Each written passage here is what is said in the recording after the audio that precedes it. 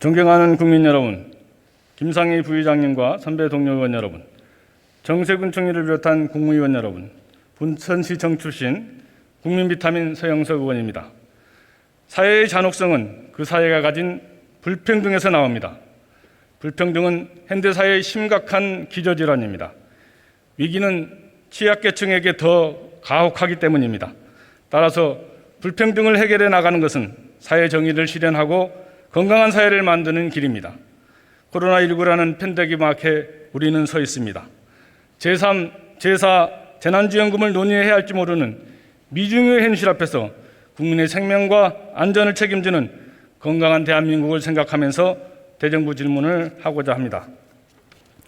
우리나라는 OECD 국가 중 유일하게 상병수당이 없는 나라입니다. 본 의원이 처음 발의한 법안이 아프면 쉴 수 있는 법입니다. 필요성에 대해서는 그동안 많은 논의가 있어 왔습니다. 그런데 왜 정책이 반영되지 않은 걸까요? 공무원은 업무의 상병일 경우 연간 60일까지 병가를 사용할 수 있고 질병휴직을 통해 최대 2년까지도 급여의 일부를 받을 수 있습니다. 이처럼 공무원들은 아프면 쉴 수 있는 법적 규정이 마련되어 있습니다. 그래서 상병수당 제도가 도입되지 않고 있다는 생각을 지울 수가 없습니다. 그리고 우리나라 기업체들도 대기업 등 단체 협약이 가능한 기업체는 법적 사항은 아니지만 일부 시행하고 있습니다. 하지만 대다수의 근로자들은 아파도 쉴 수 없고 자영업자들은 더 말할 필요조차도 없습니다. 쉬면 직장에서 쫓겨나고 목금에 풀칠하기도 힘들다고 생각하는 이런 상황에서 병가가 가당하기나 하겠습니까? 지난 7월 정부는 한국판 뉴딜 정책을 발표하면서 2021년 연구 영역을 하고 2022년에 저소득층을 대상으로 시범 실시하겠다고 합니다. 다행이긴 합니다. 그러나 그 방향이 잘못되었습니다. 이렇게 해서는 안 됩니다. 시범 사업을 한다는 것은 그 사업을 시행했을 때 나타날 수 있는 제반 사항을 점검하고 또 보완하기 위해서 하는 것입니다. 그러려면 그것을 실시하는 제도와 동일한 구조로 시범 사업을 해야 된다고 생각하는데 저소득층을 대상으로 시범 사업을 할 경우에 문제점에 대해서 지적해 보고자 합니다. 첫째는 종사상지위를 소득 분위별로 보면 전체 가구 구성 비율과 소득 1분위, 2분위 가구의 구성 비율이 매우 다른 양상을 보입니다.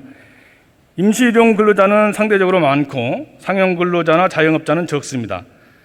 종사상지위에 따라서 상병수당 제도 이용 양상이 다르게 나타납니다. 그래서 저소득층의 데이터로 전체 제도 도입에 따른 영향력을 파악하는 것은 불가능합니다. 둘째는 연간 외래 방문 일자 역시 소득 분위별로 차이가 많이 납니다. 1분위와 5분위는 2배 이상 차이가 나기도 합니다.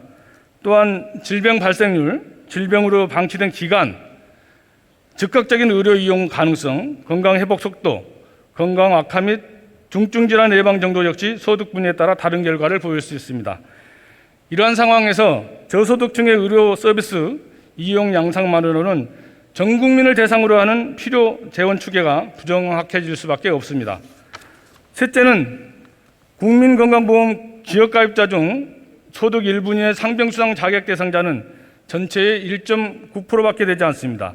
소득 10분위는 24.5%로 13배에 달합니다.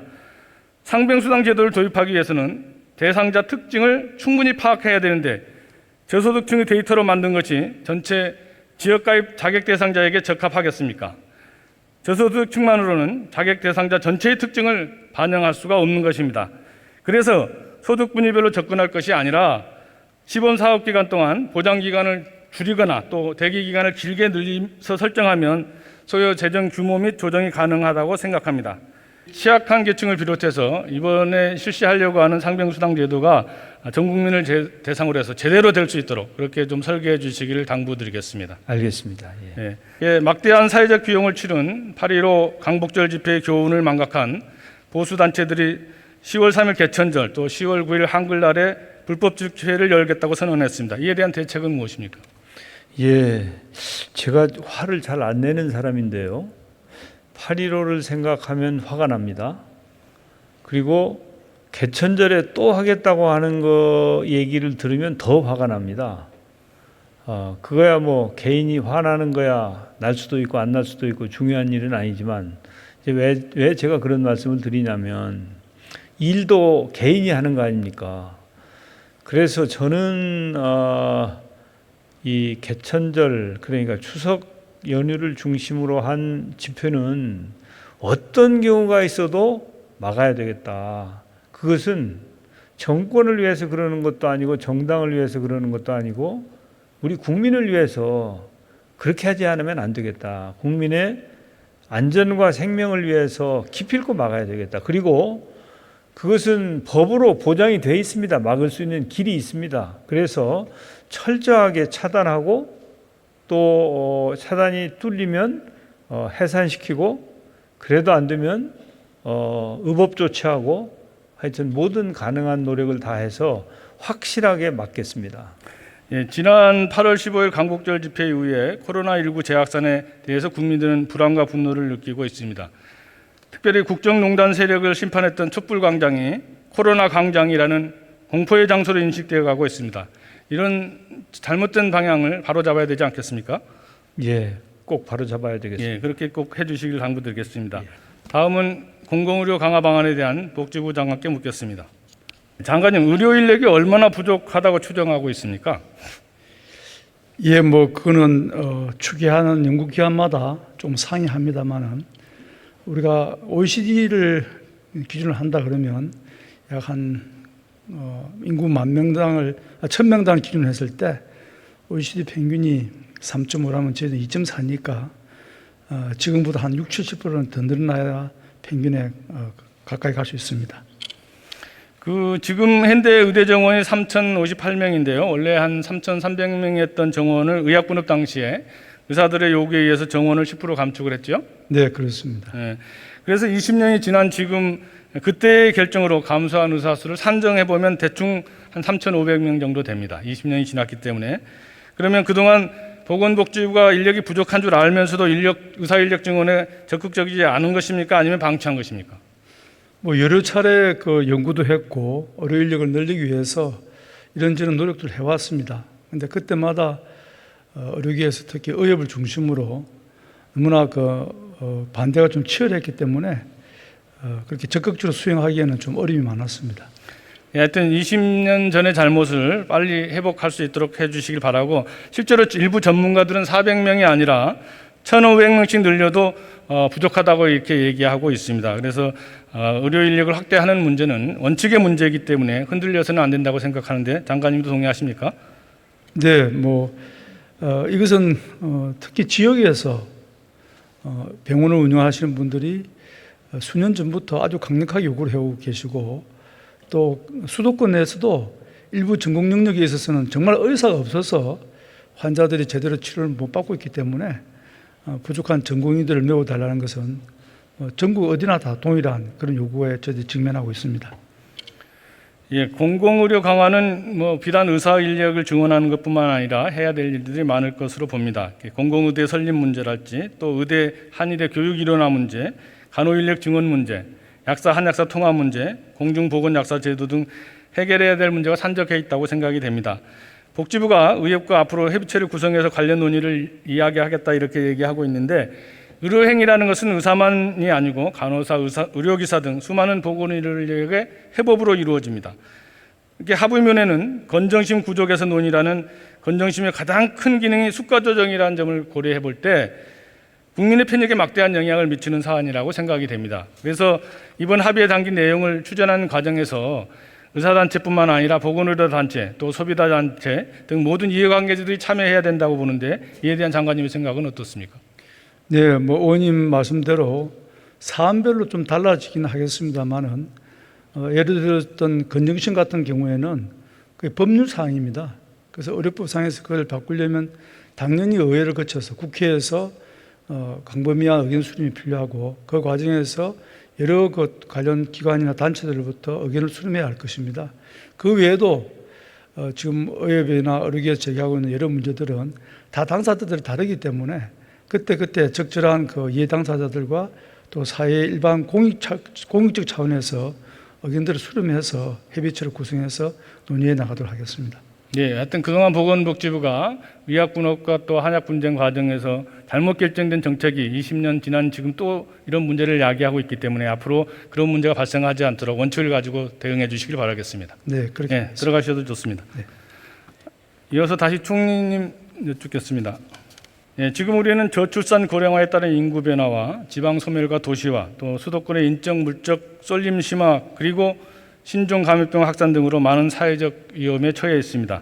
이로 인해서 지역 간 건강 불평등이 심각하게 야기되고 있고, 이를 해소하기 위해서 제대로 된 지역 보건 의료 체계를 구축해야 하는 것이 시대적 요구입니다. 그러나 정부의 공공의료 강화 노력에도 일부 의사들은 진료 거부로 맞서고 있고, 또 국민들은 그동안 코로나19로 고생하는 의료진들에게 가졌던 고마움 대신에 국민의 생명을 볼모로 삼았다는 싸늘한 분노로 보내고 있습니다. 이는 의대 정원을 통해서 또 부족한 의료 인력과 필수 의료 인력을 확보하고 공공의대 설립, 지역의사제 등 공공의료를 강화해야 한다는 대원칙이 훼손되어서는 안 된다고 하는 국민들의 염려와 걱정이라고 생각하는데 총리님도 동의하십니까? 예, 동의합니다. 예.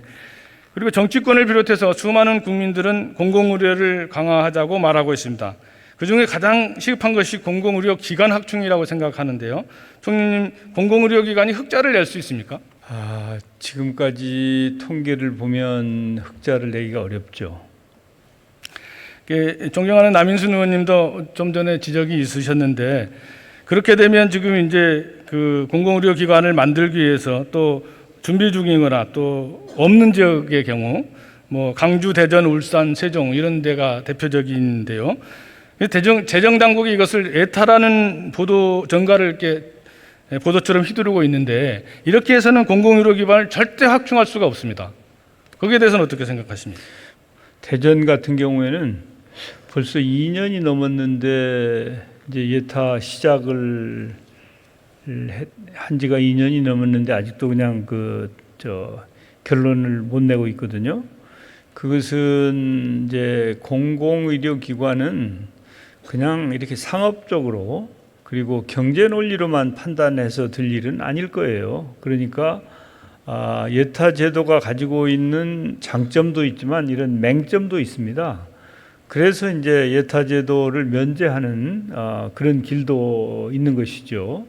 그래서 아마 국회에서 법안을 제출한 것으로 알고 있어요. 그래서 그 이전이라도 KDI가 온당한 판단을 해주면 좋지만, 그렇지 않으면 입법부에서라도 이 문제를 해결해야 된다고 저는 생각하고, 그럴 경우에 정부도 적극 협력하겠습니다.